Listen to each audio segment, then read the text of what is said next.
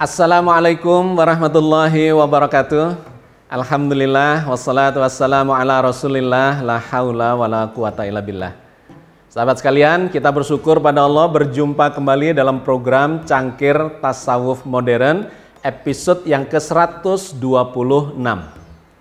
Hari ini kita akan melanjutkan kajian kita tentang tasawuf terkait dengan peristiwa-peristiwa, kejadian yang ada di sekitar kita, dan lebih khusus lagi yang sedang viral, yang sedang menjadi pertanyaan umum, pingin tahu klarifikasinya terhadap sebuah masalah yang sedang jadi pembicaraan bersama. Ini masih terkait dengan episode yang lalu, di mana kita membicarakan ada sebuah acara ya yang namanya moderasi beragama yang diselenggarakan oleh Mabes Polri dengan salah satu pembicaranya adalah Buya Syakur. Nah, beberapa materi yang dikaji di dalam acara itu kemudian menuai kontroversi dan menjadi viral, menjadi pembicaraan umum yang cukup ramai dan kemudian dikaji, di-counter dan kemudian dibahas gitu ya oleh berbagai pihak, termasuk oleh beberapa mubaligh, dai dan ulama. Maka kita ikut mengambil bagian untuk memberikan klarifikasi atas masalah yang menjadi kajian viral dan menjadi pertanyaan termasuk di dalam forum kita. Minta diberikan klarifikasi, dikaji supaya tidak ambigu, tidak membingungkan beberapa kawan. Dengan cara mengambil rujukan dari sumber yang paling otoritatif dari dalam Al-Quran Al-Karim. Nah, di episode yang lalu kita sudah mengkaji sebuah tema yang sangat menarik, yaitu tentang tiket masuk surga dengan menggunakan kalimat La ilaha illallah. Kita sudah menuntaskan kajiannya bahwa menurut Al-Quran tidak selalu orang yang bisa mengucapkan kalimat La ilaha illallah menjelang kematiannya itu dijamin masuk surga. Karena Al-Quran memberikan contoh kasus, yaitu Fir'aun, di mana Fir'aun saat mau mati tenggelam di Laut Merah itu justru mengucapkan kalimat tahlil itu, mengakui Tuhannya Nabi Musa, Tuhannya Bani Israel, ya, mengimani bahkan kalimatnya, mengimani Tuhannya Bani Israel itu. Tetapi apa kata Al-Quran? Apakah baru sekarang kamu mengimani Tuhan Allah itu? Sementara kamu sudah banyak melakukan kejahatan, kerusakan, pembunuhan, penganiayaan, dan kezaliman. Sehingga di ayat yang lain lagi dikatakan, tidak diterima taubat seseorang ketika taubat itu dilakukan menjelang kematiannya. Yang dihitung adalah amal perbuatannya selama hidupnya itu. Apakah cukup worth it, cukup bermakna untuk diberikan pahala di mana dia pantas masuk surga, ataukah sebaliknya dia pantas masuk neraka. Oke ya, bagi yang belum mengikuti itu silahkan dibuka episode yang lalu, Cangkir Tasawuf episode yang ke-125.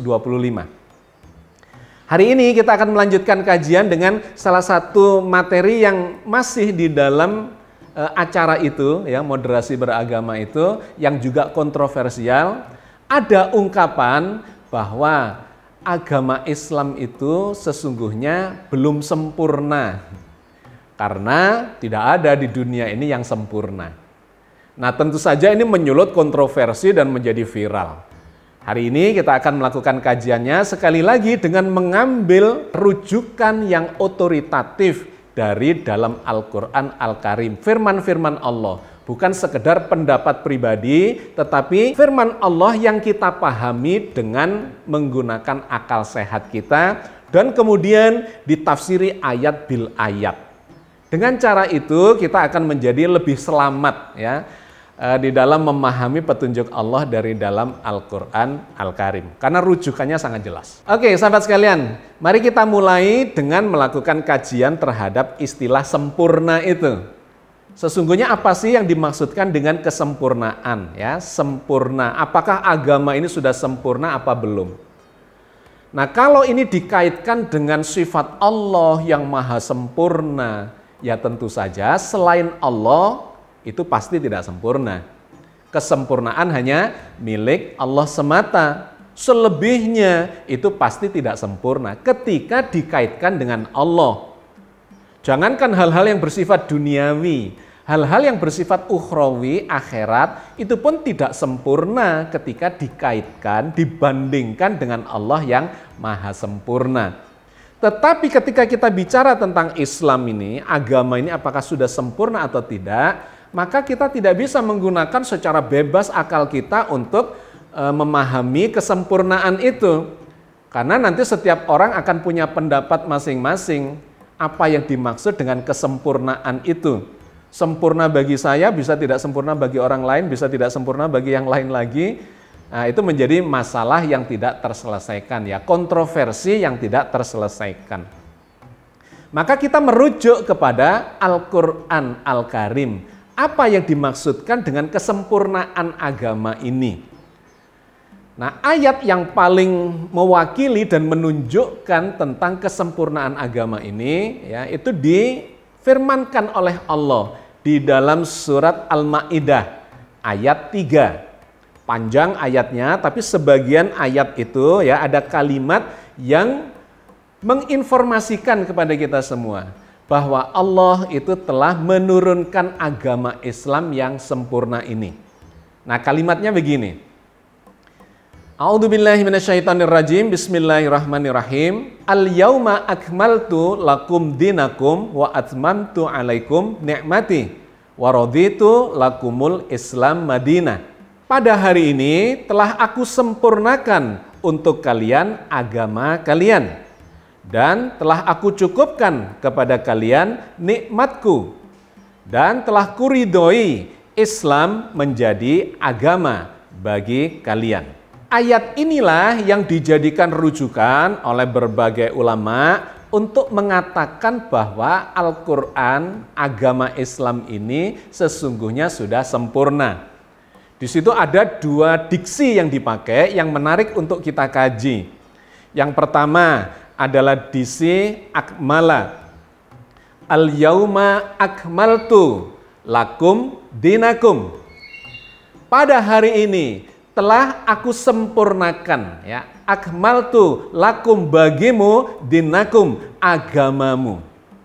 Nah, kata akmaltu atau akmala itu kalau kita lihat di dalam kamus bahasa Arab ke bahasa Indonesia, maka maknanya adalah menggenapkan, mencukupkan, menuntaskan atau menyempurnakan.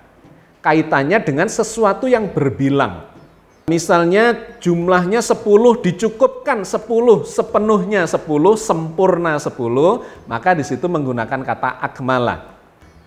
Nah, untuk memahami nuansanya kita bisa mengambil di dalam ayat yang berbeda. Ya, selalu ini kita lakukan untuk meng-cross check apakah pemahaman kita itu sudah benar terhadap diksi itu. Apakah nuansanya sudah terpenuhi seperti yang dimaksudkan oleh Al-Quran, karena dipakai di ayat-ayat yang berbeda. Nah, penggunaan kata akmala ini di ayat yang berbeda difirmankan Allah di dalam surat Al-Baqarah ayat 185. Yaitu ketika Allah menceritakan tentang orang-orang yang berpuasa, kemudian dia dalam perjalanan atau sakit dan meninggalkan puasanya. Ya, misalnya ada yang meninggalkan 1 hari, 2 hari, mungkin 5 hari atau beberapa hari, maka diperbolehkan untuk mengganti puasa itu di hari yang berbeda. Tetapi harus dicukupkan bilangannya. Jadi kalau meninggalkan 3 hari, ya mesti menggenapinya di hari yang berbeda 3 hari juga. 5 hari ya harus dicukupkan 5 hari atau 10 hari dan seterusnya. Nah, itu menggunakan istilah akmala ini. Ya, kita baca ayatnya di dalam surat Al-Baqarah ayat 185. Yuridullahu bikumul yusra wala yuridu bikumul usra walitukmilul iddata walitukabbirullaha ala ma hadakum wala'allakum tashkurun. Allah menghendaki kemudahan bagimu dan tidak menghendaki kesukaran bagimu. Dan hendaklah kamu mencukupkan bilangannya, dan hendaklah kamu mengagungkan Allah atas petunjuknya yang diberikan kepadamu supaya kamu bersyukur. Walitukmilul iddata, dan supaya kamu mencukupkan hitungannya, bilangannya, hari yang ditinggalkan itu digenapkan ya, persis seperti yang dimaksudkan, sehingga bisa dikatakan sempurna sesuai dengan jumlah bilangan yang ditinggalkan itu sudah tergantikan.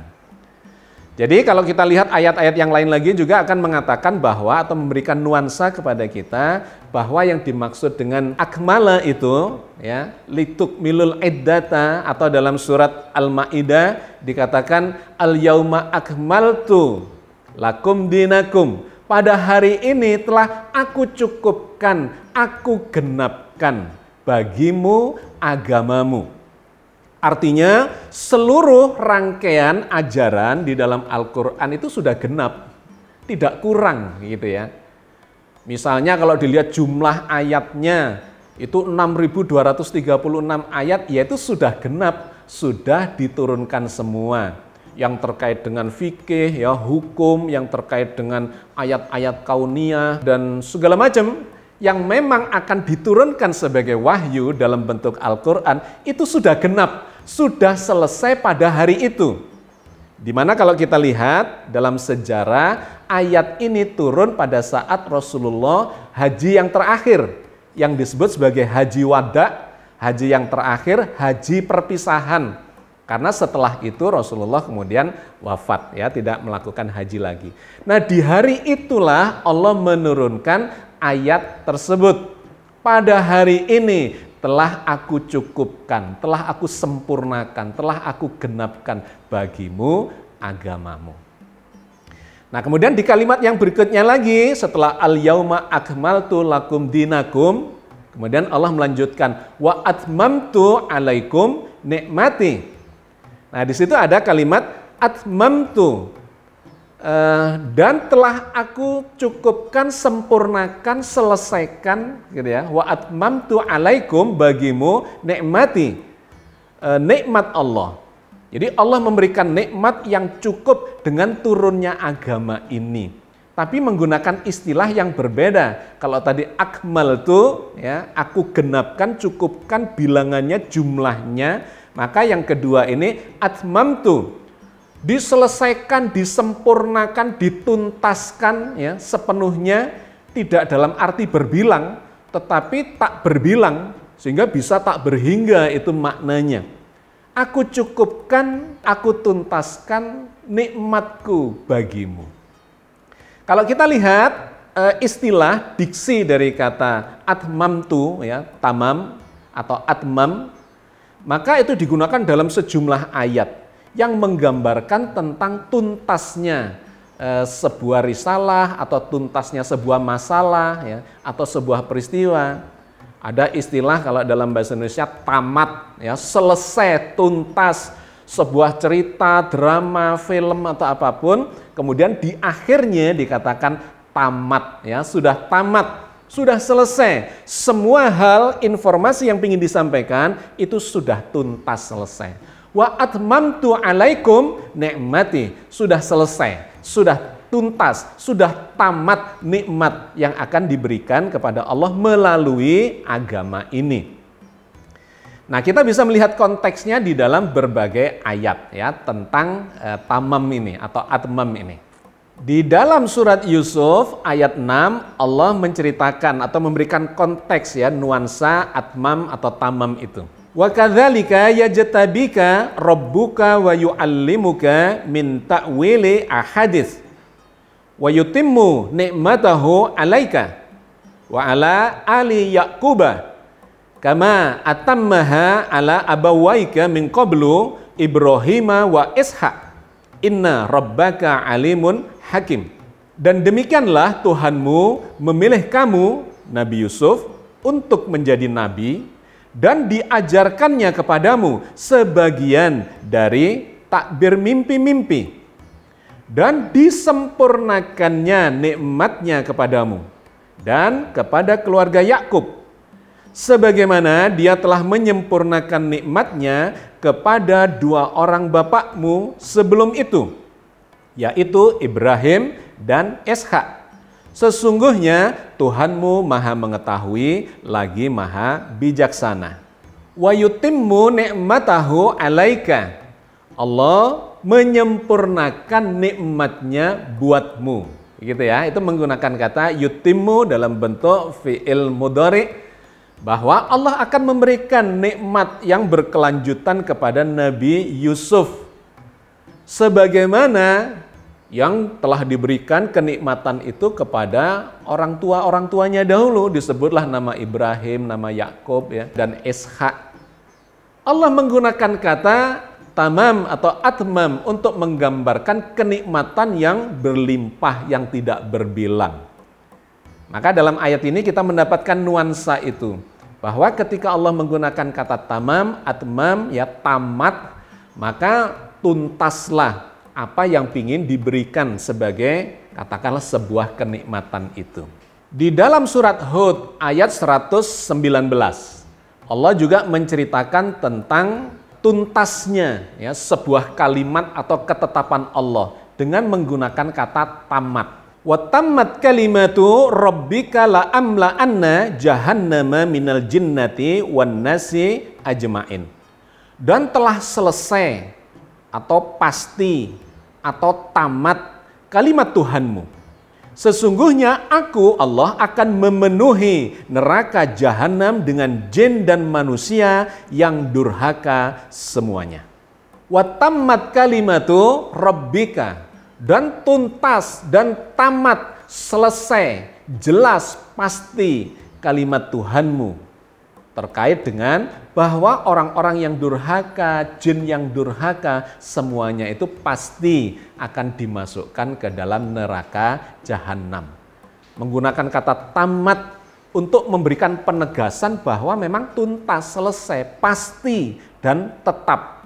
Allah sudah menetapkan kalimat itu, sudah tetap kalimatnya bahwa akan dipenuhi neraka jahanam dengan orang-orang, manusia, dan jin yang durhaka semuanya. Ya, ini penggunaan kata tamat yang di dalam surat Al-Maidah ayat 3 itu juga digunakan. Atmamtu alaikum nikmati. Sudah tuntas nikmat yang akan diberikan kepada kita semua melalui agama Islam. Nah, kemudian menjadi semakin menarik dan semakin jelas ketika Allah menggunakan kata tamat itu untuk menggambarkan wahyu, yaitu Al-Quran yang diturunkan kepada Rasulullah. Bahwa wahyu itu sudah selesai, sudah tamat. Ibaratnya sebuah cerita ya, tadi kita bicara misalnya film atau drama atau apapun ya, sebuah kisah ketika sudah tamat, yaitu artinya sudah selesai risalahnya, sudah sempurna. Allah berfirman tentang itu di dalam surat Al-An'am ayat 114 dan 115. Afa ghairallahi abtaghi hakamau wa huwallazi anzala ilaikumul kitaba mufassala walladzina atainahumul kitaba ya'lamuna annahu munazzalum mir rabbika bil haq fala takunanna minal mumtarin. Maka patutkah aku mencari hakim selain daripada Allah, padahal dialah yang telah menurunkan kitab, yaitu Al-Quran, kepadamu dengan terperinci. Orang-orang yang telah kami datangkan kitab kepada mereka, mereka mengetahui bahwa Al-Quran itu diturunkan dari Tuhanmu dengan sebenarnya. Maka janganlah kamu sekali-kali termasuk orang-orang yang ragu. Wa tammat kalimatu rabbika sidqa wa adla la mubaddila li kalimatih wa huwas samiul alim. Telah sempurnalah kalimat Tuhanmu, yaitu Al-Quran, sebagai kalimat yang benar dan adil. Tidak ada yang dapat mengubah-ubah kalimat-kalimatnya. Dan dialah yang maha mendengar lagi maha mengetahui. Dengan sangat gamblang ayat ini memberikan gambaran kepada kita, wa tammat kalimatu rabbika sidqa wa adla.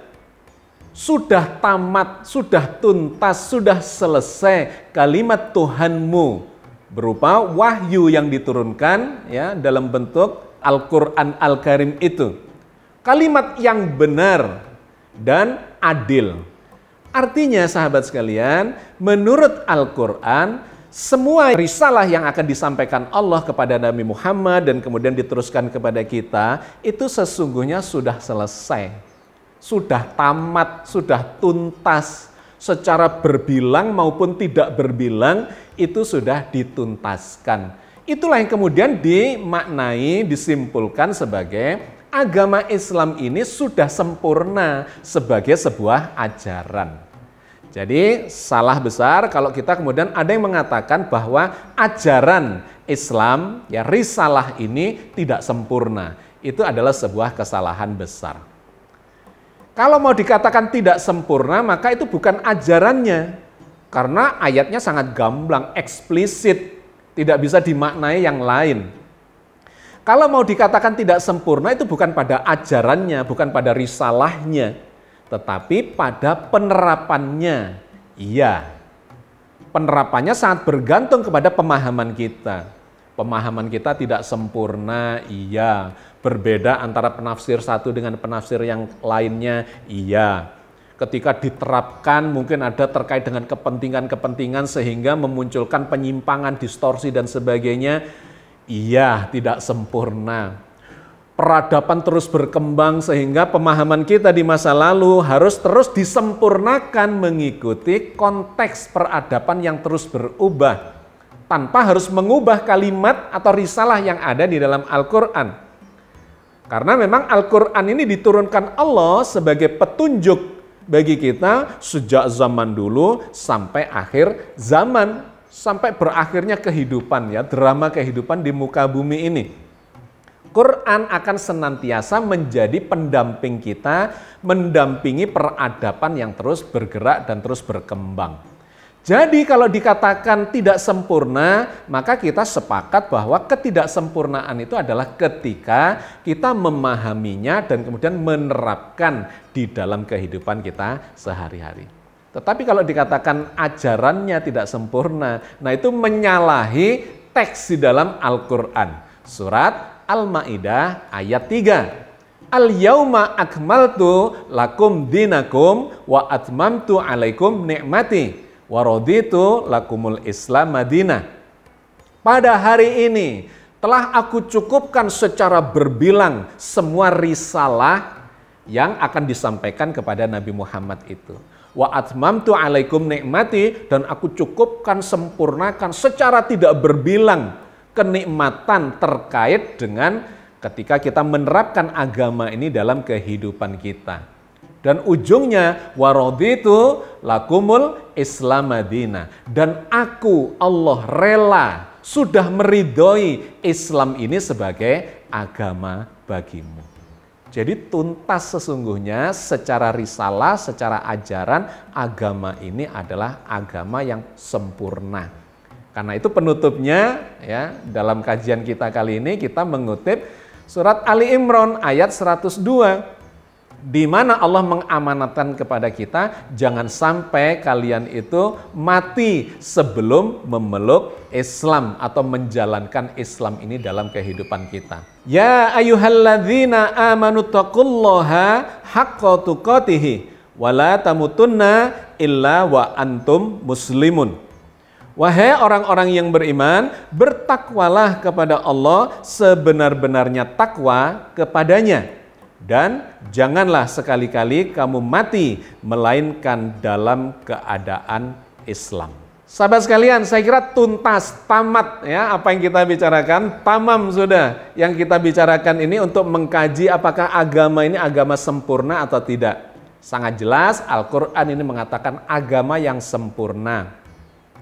Allah sudah meridhoinya dan kemudian ditegaskan janganlah kamu mati kecuali sudah dalam keadaan Islam, dalam keadaan berserah diri yang paripurna hanya kepada Allah Azza wa Jalla. Mudah-mudahan sedikit yang kita bahas ini memberikan klarifikasi dan pencerahan kepada kita, serta sebuah kepastian bagaimana Al-Quran menginformasikan kepada kita tentang kesempurnaan agama ini. Billahi taufik wal hidayah. Assalamualaikum warahmatullahi wabarakatuh.